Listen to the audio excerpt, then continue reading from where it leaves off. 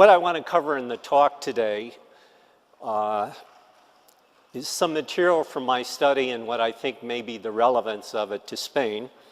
I got into my study because to deal with what I see as a basic paradox in the symphony world, and also, I might add, in some of the other performing arts.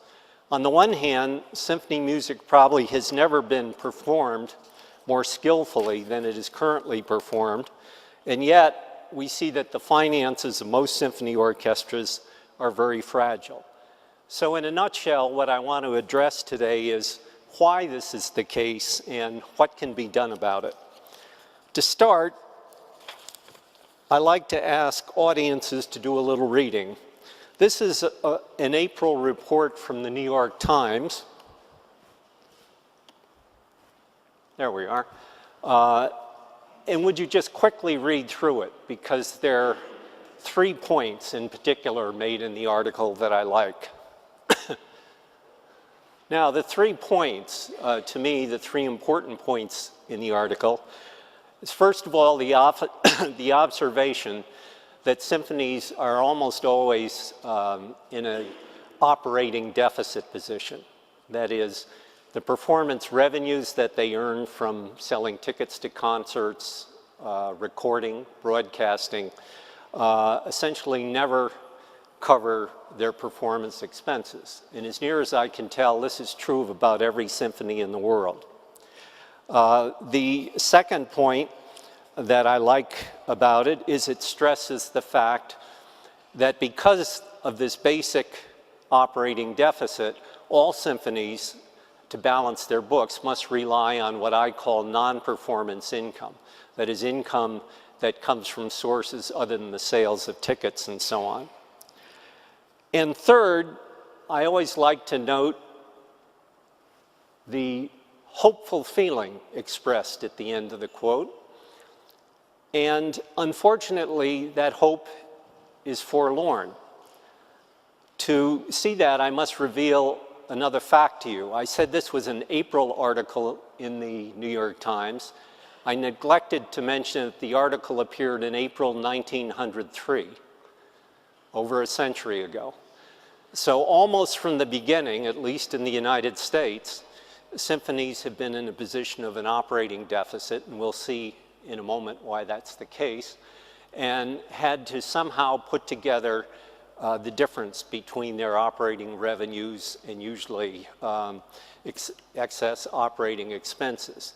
What you confront now is not new, but some of the ways of dealing with it have changed over time. I thought it might be useful if I start by quickly listing some of the main broad conclusions I have, and then go into the specifics of my study that resulted in this. As I just indicated, orchestras around the world face similar problems. No orchestra in the world earns enough from its performance revenues to cover expenses. Moreover, orchestras in most countries, certainly true in the United States, face declining concert attendance and face aging audiences. I will explain that there are 3 broad strategies that orchestras can use to try and deal with this financial jeopardy that they find themselves in. And my findings for the United States is none of these 3 strategies alone will cover the deficit. That is to say, none of these strategies alone will provide a permanent solution to orchestras. And in most of my talk, I'll explain why that's the case. I'm not sure whether this is true for other countries. It's an open question. Perhaps you have some feelings about that yourselves. And then finally, governments have radically different methods of supporting orchestras in the performing arts. And what I want to explain today is that the choice of model, whether you use a European subsidy model or take an approach that's closer to the US approach that I'll explain to you, which of those you choose means more than how you raise your money. There's some far-reaching consequences regarding decisions over the arts and what is supportable art that change depending on the method of government support. All right, how do I reach these conclusions? And again, I want to stress my study is of US data, and where I know I can extend it to other orchestras, I will say so. But to a certain extent, you all are going to have to do the work of deciding how much of this connects with what you see in your daily work. My study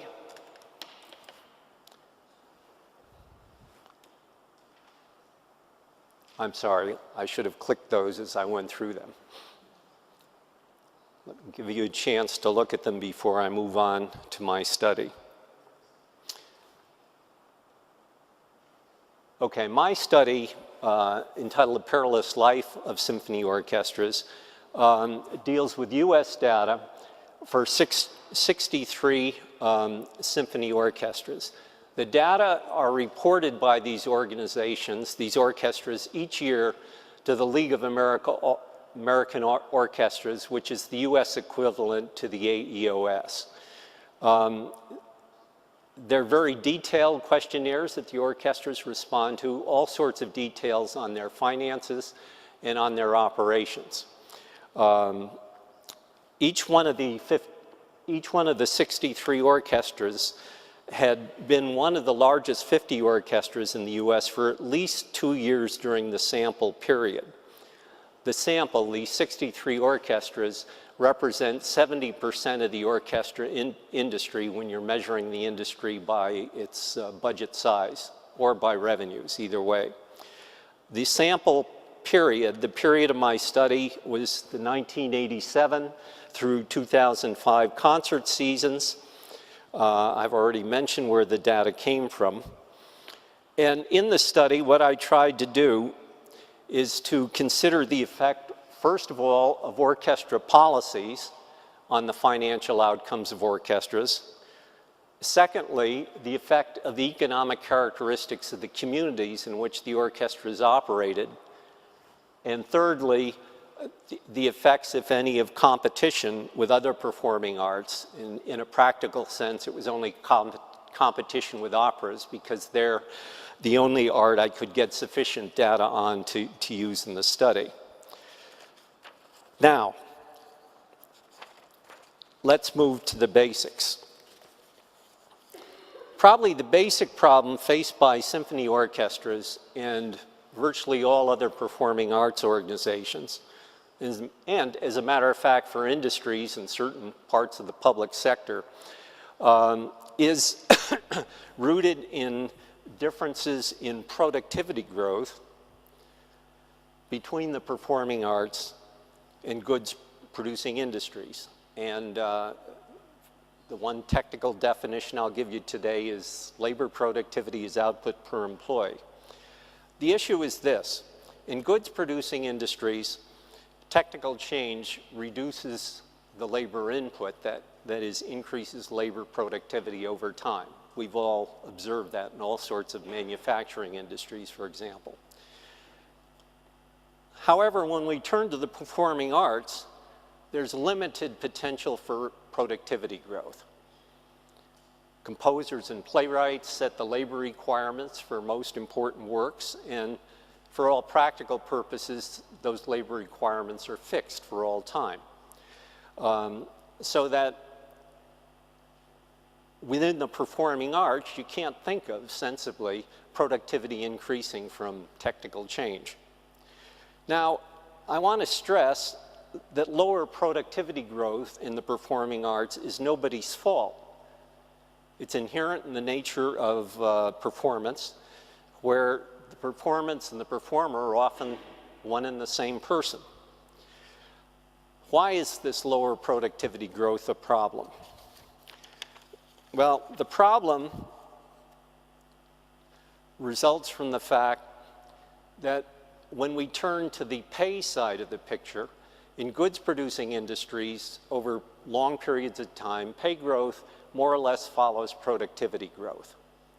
And if pay is growing at the same rate as productivity growth, it means the increased pay to each person is covered by their increased output. So there's no increase in cost per unit of output over time. No need to increase prices over time. Now, when you turn to the performing arts, pay growth tends to follow pay growth in the goods-producing sector, because if that were not the case, over time, pay between the goods-producing sector and the arts-producing sector would get wider and wider, and it would become more and more difficult to retain people in the performing arts sector. So over time, pay growth in the arts tends to follow pay growth in the goods-producing sector. Since pay growth in the arts will not be offset by productivity growth, we already said the composers, playwrights, and so on fix the labor input. Output will not increase to match the increased pay, and cost per performance will increase continuously over time. This is what's known in the cultural economics trade as the cost disease. It affects virtually all low productivity growth increases.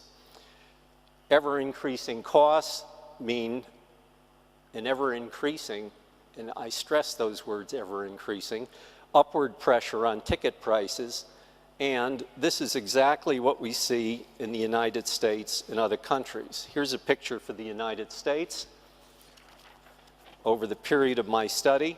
The top line there, which you may see is blue, is the cost of ticket prices. Expenses per ticket price per concert over time. I'm sorry, it's expenses per concert over time, to be precise, the cost of putting on each concert. The bottom line is something that's labeled the producer price index. Every country publishes this or has this. It's basically the cost of goods in the manufacturing sector as they leave the factory. And what you can see at a glance is the expense of concerts has grown in the US much more rapidly over the period shown than the costs of other goods in society. And when I ran similar numbers for other countries where I could get both data for both dimensions, the same pattern emerged. In every country, the the expense of putting on concerts grew more rapidly than the producer price index. So this is something that symphonies and other arts organizations must live with. And once again, it's rooted in the differences in productivity growth between symphonies and the rest of the economy, and the fact that pay must more or less keep pace with pay developments in the private sector if the symphony sector is to retain its employees. All right, this cost disease is at the root of what, in the US at least, we call structural deficits faced by performing arts institutions. When performance revenues fail to keep up with and offset performance expenses in a fully employed economy, an orchestra has a structural deficit. I want to emphasize that. You'll see why in a moment. Structural deficits are the deficits that occur in a fully employed economy. Recessions add more difficulties, as you well know, and I'll come to that. So what the cost disease implies, and this is very insidious, is that orchestras and other performing arts organizations will face ever-growing expense increases. So finding the revenue, the reason I say it's insidious is that finding the revenues to cover this year's expenses does not prevent a deficit next year, even if you can get the same revenues in again, because the deficit is going to be larger. It's just inherent in the nature of the difference in productivity growth. So I like to say that the economic climate for symphony orchestras is ever-growing structural deficits. It's an implication, once again, of this cost disease. And when you turn to the data in the United States, in fact, you find that the fraction of performance expenses that are covered by performance revenues has declined over time. At this point, some casual observers of the arts rapidly jumped to the conclusion, without thinking very hard, that society cannot afford the arts. But as a matter of logic, society can afford the arts if it so chooses. Why is this a matter of logic? Well, the answer is that real incomes in society rise with growing productivity. So all that productivity growth in the goods producing sector provides the increased means, the increased real incomes for society to afford more and more goods over time, including the performing arts. The issue facing the performing arts is not whether society can afford them, they can through economic growth, but rather whether it chooses to afford them. The resources are there. The true question is, will they be directed toward performing arts expenses? Let me put that a different way. Even though the cost per concert keeps increasing more rapidly than the costs in the rest of society, the fact of the matter is real income growth in societies provides the resources to support orchestras and other performing arts at the same rate if they choose to. The problem we face in the US, and I think some other countries face as well, is that not everyone chooses to. That there has been a declining demand for symphony music in the United States. To put it in basic terms, total attendance at US symphony concerts has been declining over time, even after you correct for recessions, cyclical influences, and so on. But it's also true that the demand has been declining for other performing arts. Every 5 years in the United States, a survey is taken of participation, attendance, if you will, in the performing arts. And what you see clearly in those surveys is that attendance in virtually all of the performing arts, I should say all of the performing arts except musical theater, has been declining. And I put out this fact to suggest that some of the problems that orchestras face may reach beyond the reach of orchestra policies. They may be due to broader social changes.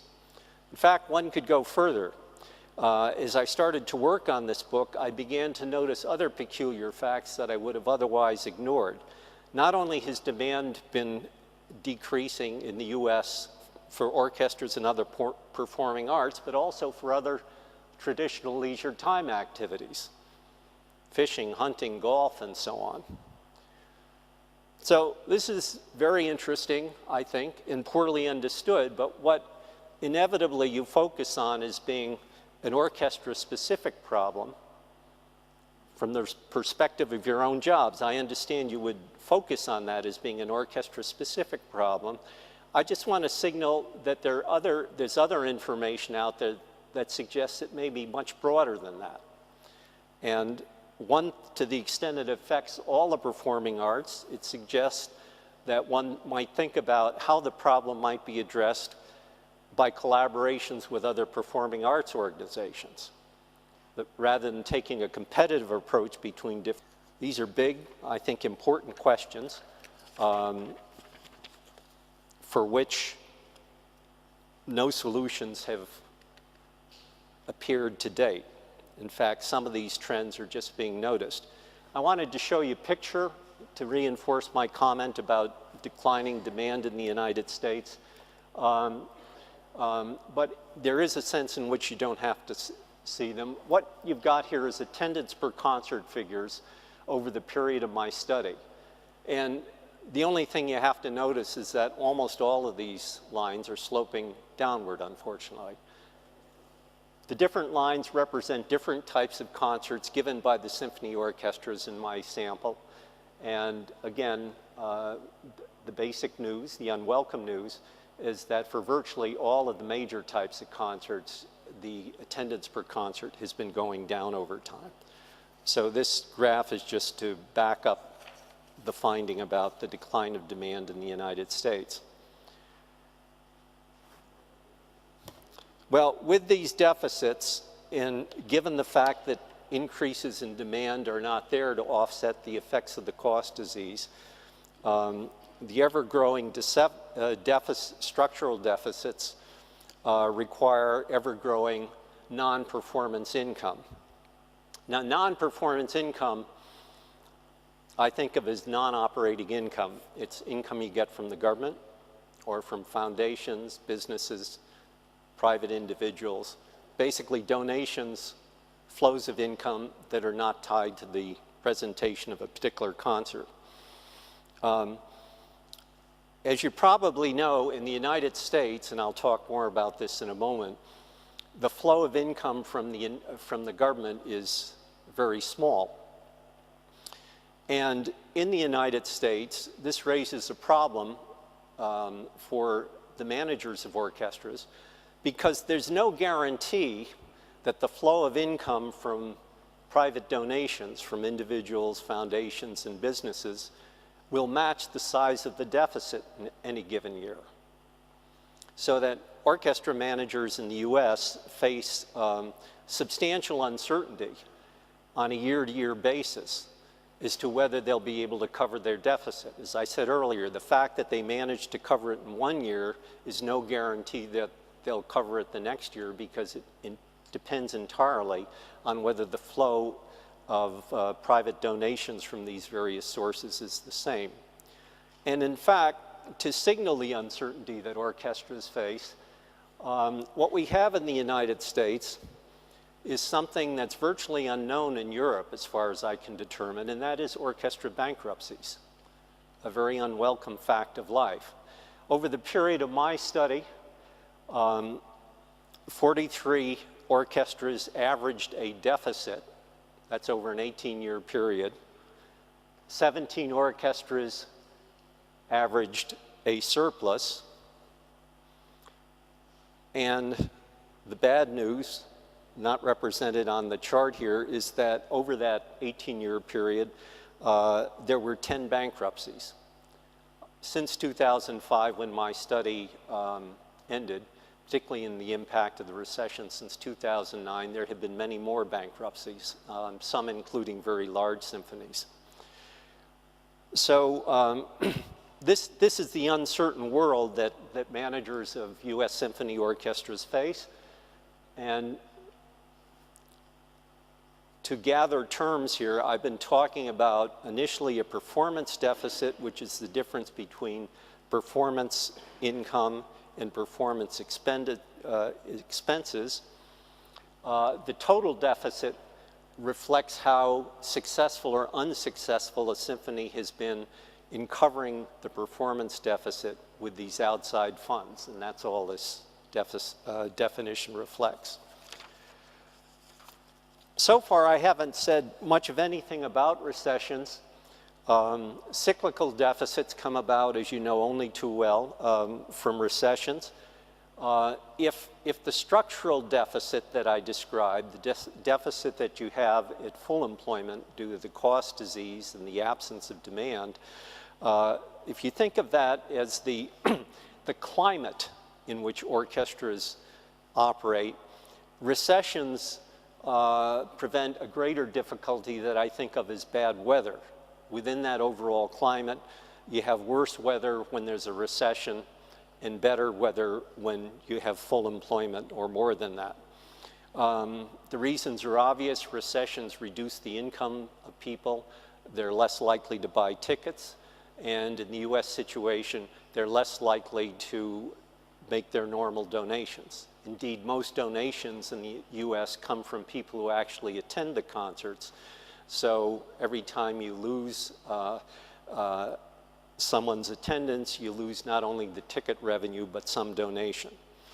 The reason, of course, that recessions are bad for symphonies is that, again, in the US, it's a fact of life that revenues decline more rapidly in a recession than expenses do.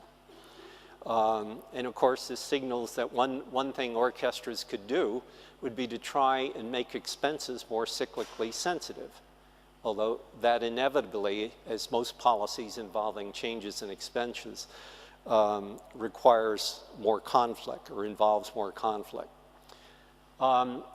So first people spend less money on tickets, and then the non-performance income declines just as the performance deficits get larger because people are less able to afford their normal donations. The only good thing you can say about cyclical deficits is that they're reversible, but they're reversible not by orchestra policies, but by government policies.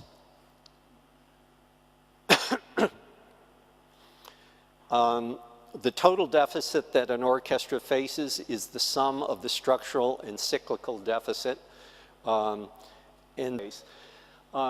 I like about the comparison is that it shows the difference that you can expect between a country where direct government subsidies almost don't exist, that would be the US, and in the case of Australia, a government with substantial government subsidies to orchestras. Incidentally, if we had a pie chart for Spain, as you all know, the government subsidy slice would be 80%, not 37 and not 61.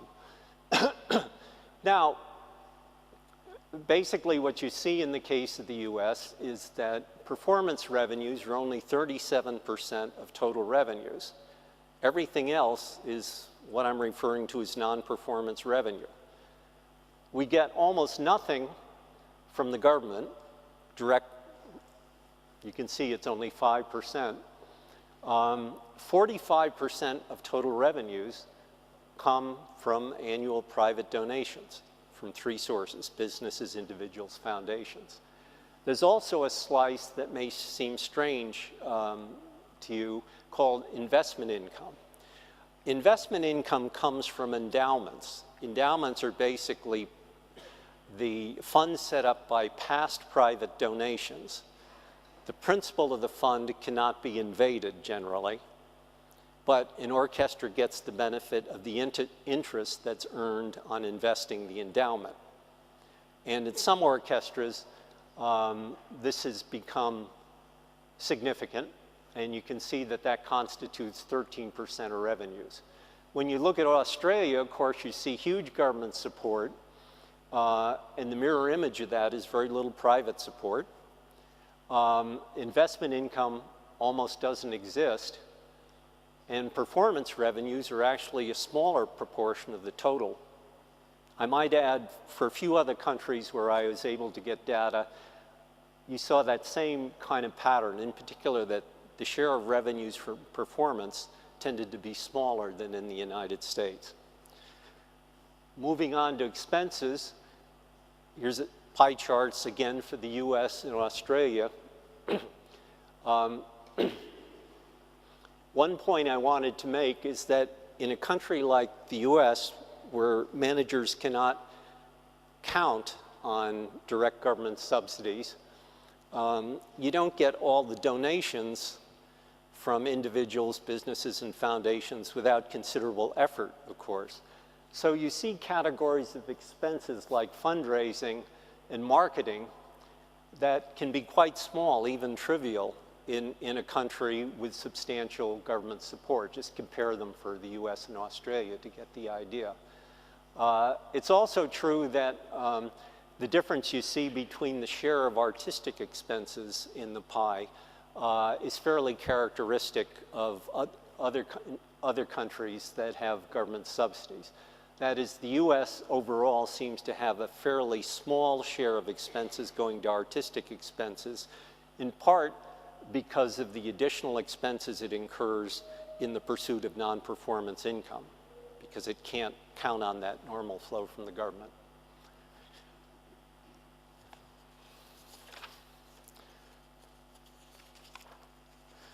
All right, earlier when I mentioned in my main conclusions that there were three basic strategies and none of them would work alone, I didn't say what the strategies were. This is just a matter of arithmetic. If you're trying to close your deficits, your performance deficits, or cover them, there are really only three broad strategies. The first is to raise performance revenue growth. The second is to reduce the growth of performance expenses. And the third is to increase the growth of non-performance income. And again, when I talk about non-performance income, the point that's quite important in thinking about different countries is to realize that it comes from a lot of different places. There's public or government support, and in the rest of my talk, I'm going to make a big distinction between direct government support, which I think most of you are familiar with, and what I'm going to call indirect government support, and explain further, which is the situation in the United States. Secondly, the second source of non-performance income growth is from private support, and then finally the investment income that I talked about when we looked at the pie chart. Now, what I said, or what you saw in the main conclusions, was of these three strategies, any one of them would help, but in the case of the United States, none of them alone would eliminate the deficit. And now I want to explain that statement. That is, I want to explain what the possibilities and limitations of each of these three broad strategies are, at least when looked at from the standpoint of the US data. I think that a lot of the points that are relevant in the US would resonate in other countries. All right, if we start with the first of these, raising performance income growth, this is largely a matter of building and retaining audiences and pricing tickets to increase revenues. Now, in the US, there are 4 challenges to pursuing this strategy. One I've already mentioned, which is declining overall attendance at symphony concerts. And with this trend has been a decline in the proportion of proportion of subscription tickets sold. In other words, more and more of the audience, such as it is made up of people who buy a single ticket for that concert rather than subscribing to an entire season. For years, US orchestras added more and more concerts to their season, in part because they'd signed collective bargaining agreements guaranteeing musicians 52 weeks of work. And the evidence is quite strong that simply adding more and more concerts rapidly runs into diminishing returns. That is, as you add more and more concerts, the number of people attending each concert declines quite rapidly. Third, raising ticket prices. Simply raising ticket prices to increase revenues always has some effect on attendance. In the analyses that I did, for example, a 10% increase in ticket prices would be accompanied on average by a 5% decline in attendance. Now, the problem is that if you raise your ticket prices by 10% and only lose 5% attendance, you might say, well, what's so bad about that? Total ticket revenues have increased. The problem is, as I mentioned earlier, that most of the donors to a symphony orchestra are the people who attend. So you lose not only the ticket revenue, but you also lose their donations. And that's the difficulty in simply trying to raise revenues by raising prices. I think in the case of the United States, there are far more possibilities for symphony orchestras if they worked more with changing the structure of ticket prices, charging more for the seats that were most desirable in the hall and less for the seats that were least desirable. Orchestras within the United States vary greatly in the number of different prices they have for different parts of their concert halls. And the Chicago Symphony, for example, was able to do a study of which seats were most favored by their patrons, and based on that study, altered their entire structure of ticket prices and raised revenues.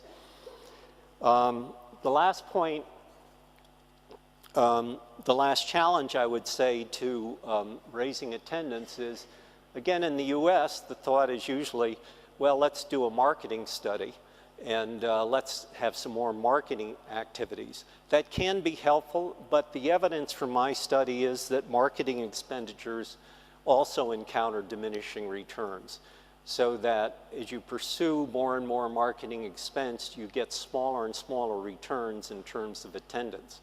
But to put the same point a different way, you can't forecast how additional marketing expenses are going to affect attendance from past experience. Now, the main limitation to the audience growth strategy in the United States,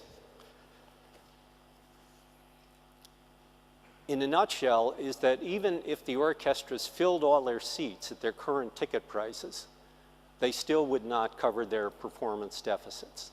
I actually did the computation for all of the orchestras in my study to check that.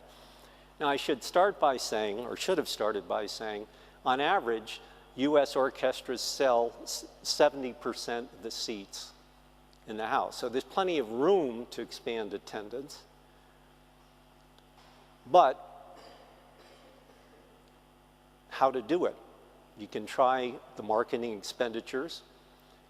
If you wanted to play with pricing, you might change the structure of prices, or you might reduce prices.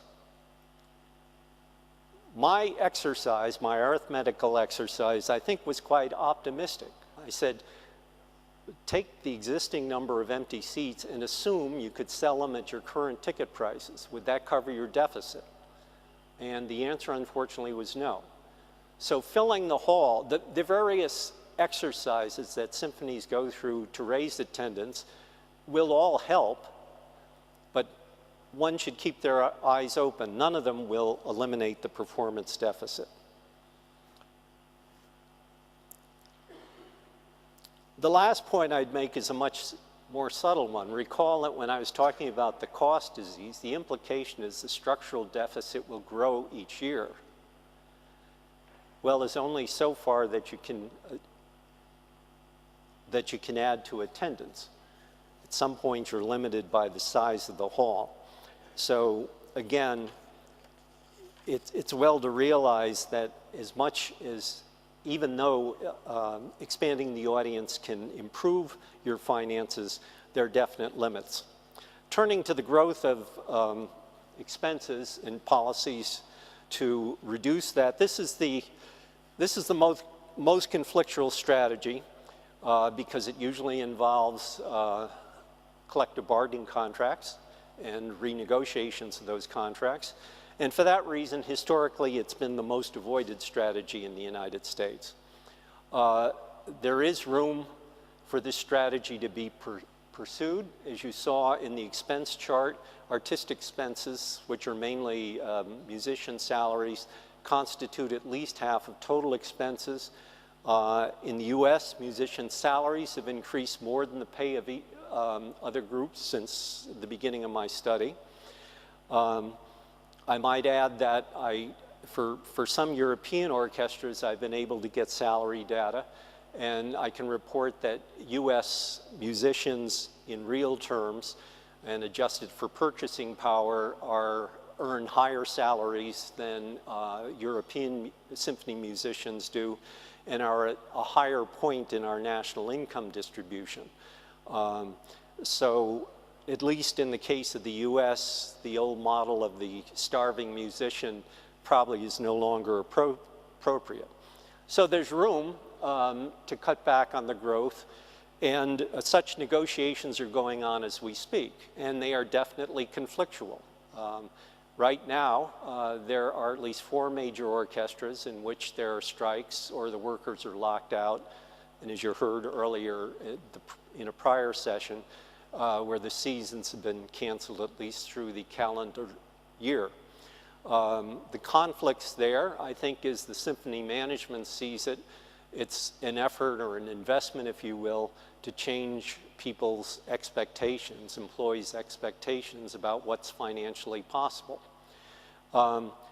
There's a limitation, of course, to this strategy too, and that is, to the extent you're successful in slowing the growth rate of expenses, the risk eventually is that some people will leave for other sectors. So again, slowing the growth rate will unquestionably help an orchestra, but by itself is not a way to achieve permanent balance. Moving away from the salaries, turning to the marketing expenses that are probably more relevant in the US case than in many other cases, I would just say that they're diminishing returns to marketing expenses, and so again, in the context of the US, more attention to how far they should be carried would probably help some orchestras. All right, the third and final strategy is increasing non-performance income growth. Standard view, as I've said, is that the governments of other countries support orchestras more than the US government does, and the view accurately describes differences in direct subsidies. On the other hand, indirect subsidies are much larger in the US. And indirect subsidies are what economists call tax expenditures, and the idea is this: if you spend your money in a certain way, you can deduct that expense from your taxable income. In a sense, it's money the government could have collected from you in taxes, but chooses not to collect from you if you spend it in a certain way. And that certain way that's relevant to orchestras is if you spend it to support most not-for-profit organizations in the United States, you can deduct it from taxable income. So donations to performing arts organizations fall under that rubric. And to give you an idea of how important this is, I computed that by 2005, this indirect support of the government, these tax expenditures, constituted 96% of the government support to US orchestras. Only 4% came from direct subsidies, trivial as I said before, but the tax system, by foregoing certain taxes, if people spend their money in support of not-for-profit organizations, including arts organizations, that amounted to 96% of the government support. There are some broader implications of this tax expenditure approach that I'd like to point out. One is it blurs the distinction between private and public support. Much of the private support for the US that you saw in that pie chart came from donations that were stimulated by the tax code in the United States. So do you call them private, as I did in the pie chart, or do you call them public? The distinction becomes blurred. Probably more importantly is the fact that the system that the US has of indirect support of the arts decentralized decisions about what constitutes supportable art. This also goes to comments that were made in this morning's session. Basically, instead of having arts elites decide how subsidies are directed, you have individuals, businesses, and foundations deciding where their art support is going to be targeted. And as Professor Munoz-Molina was arguing this morning, that decentralization of decision-making often encourages more innovation in the arts than a centralized system. And then finally, I'd stress, which is crucially important in the United States now, that the future of private support depends importantly on national tax policy. If a country tries to raise revenues, government revenues, as the US certainly needs to do now, if they do it by raising tax rates, it's good for orchestras because it means the value of these deductions is greater. It encourages contributions. On the other hand, if they try and raise government revenue by broadening the tax base and eliminating some of these tax expenditures, it could be worse for orchestras if the charitable deduction was narrowed. So right now, orchestras in the U.S. are face considerable uncertainty until the government decides on its future tax policy as to what the future will bring them. Private support, I've already talked about the effect of government tax policies. Fundraising activities, you could see from the pie chart on expenses, are important for U.S. orchestras because they depend so much on private support. It is important in evaluating how far fundraising should be carried to evaluate what an incremental expenditure will bring rather than what the past will bring. Many of the donations to orchestras would occur even in the absence of a fundraising operation. In deciding how large a fundraising operation should be, you want to evaluate the incremental contribution against what it would cost. My own findings were that fundraising expenditures more than paid for themselves in larger U.S. orchestras, but I could find no reliable relationship between fundraising and the amount of donations smaller orchestras got. Characteristics of the local economy, not surprisingly, affect the level of donations. To some extent, orchestras have to live with the luck, good or bad, of where they're located. And then I also, as I mentioned, examined competition with operas.